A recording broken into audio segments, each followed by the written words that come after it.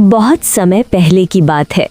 दूर कहीं पहाड़ों के पीछे एक सुनहरा जंगल हुआ करता था। इस जंगल को सुनहरा इसलिए कहा जाता था क्योंकि यहाँ की धूप पेड़ों से टकराकर सोने जैसी चमकती थी। पत्तियाँ हवा में नाचती थीं और जानवर मिलजुल कर रहते थे। इस जंगल में डर नहीं, झगड़ा नहीं और ना ही कोई छोटा बड़ा था। लेकिन हर कहानी की तरह इस जंगल की कहानी में भी एक सीख छुपी हुई थी। इस जंगल का राजा था शेर शौर्य। शौर्य बहुत ताकतवर था, लेकिन घमंडी नहीं। वो रोज सुबह एक ऊंची चट्टान पर खड़ा होकर बोलता, इस जंगल में कोई भूखा नहीं सोएगा, कोई अकेला नहीं रहेगा और कोई किसी से डर कर नहीं जिएगा। सभी जानवर उसे प्यार करते थे। शेर शौर्य का सबसे अच्छा दोस्त था हाथी गजराज। ताकत से ज्यादा दिमाग से काम लेता था। जब भी जंगल में कोई समस्या आती, सब कहते, चलो गजराज से पूछते हैं। जंगल में सबसे छोटा था नन्हा खरगोश। वो तेज नहीं, मजबूत नहीं, लेकिन बहुत समझदार था। चिंटू हमेशा कहता, बड़ा होना जरूरी नहीं, समझदार होना जरूरी है। पेड़ों पर उछलता कूदता बंदर गोलू को शरारत करना बहुत पसंद था। कभी किसी की टोपी छीन लेता तो कभी आम चुरा लेता, लेकिन उसका दिल बहुत अच्छा था। सबसे पीछे चलने वाला था कछुआ मोतीराम। सब हंसते, अरे मोतीराम, तू तो कल पहुंचेगा। लेकिन मोतीराम मुस्कुराकर कहता, धीरे चलूंगा लेकिन सही चलूंगा। एक दिन सुनहरे जंगल में कुछ अजीब हुआ। सुबह सूरज तो निकला, लेकिन पक्षी नहीं बोले, हवा नहीं चली, जंगल चुप था। शेर शौर्य को यह अच्छा नहीं लगा। उसने दहाड़ कर कहा, सभी जानवर महासभा में आओ।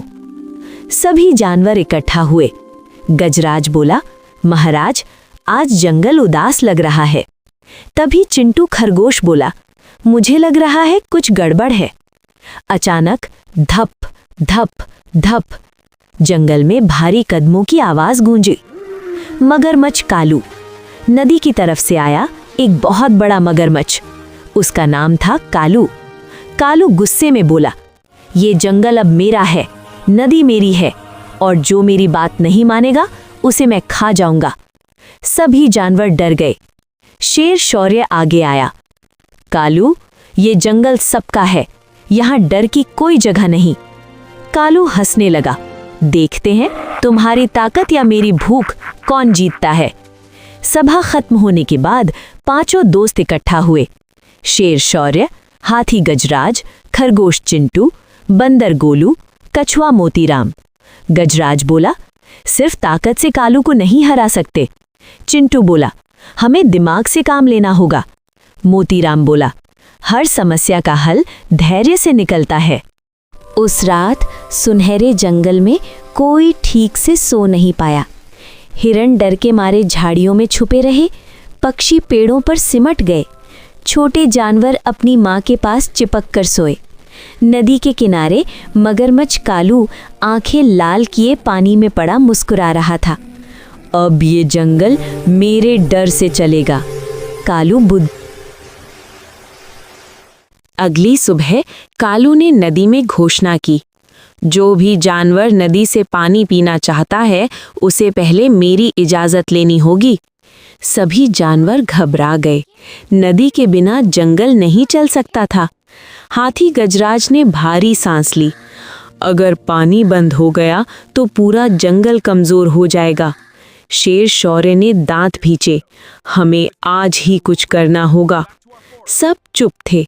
तभी चिंटू खरगोश बोला, अगर कालू ताकतवर है तो हमें उसकी कमजोरी ढूंढनी होगी।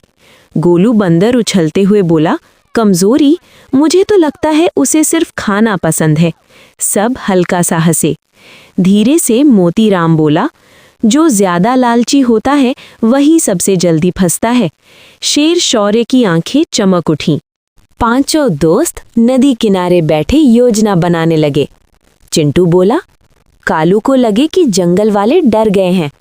गोलू बोला, और मैं उसे बड़ा सा झूठा लालच दिखाऊंगा। गजराज बोला, लेकिन ध्यान रहे किसी को चोट ना लगे। शौर्य ने सिर हिलाया, हम लड़ेंगे नहीं, हम सिखाएंगे। अगले दिन गोलू बंदर पेड़ पर बैठकर चिल्लाने लगा, अरे अरे, सुना क्या तुमने? जंगल के पार मीठे मीठे जानवर आए हैं। कालू के कान खड़े हो गए। मीठे जानवर? कहाँ? गोलू बोला, लेकिन वे सिर्फ बहुत समझदार राजा को ही मिलेंगे। कालू अकड़ कर बोला, राजा तो मैं हूं। गोलू मुस्कुराया। कालू बोला, मुझे वहां ले चलो। चिंटू धीरे से बोला, अब शुरू होगा असली खेल। गोलू कालू को एक पुराने लकड़ी के पुल के पास ले गया। वो पुल भारी जानवरों के लिए नहीं था। मोतीराम पहले से वहां था। ये पुल सिर्फ हल्के और शांत दिल वालों के लिए है, मोतीराम बोला। कालू गुस्से में आगे बढ़ा। चर चर, पुल टूट गया।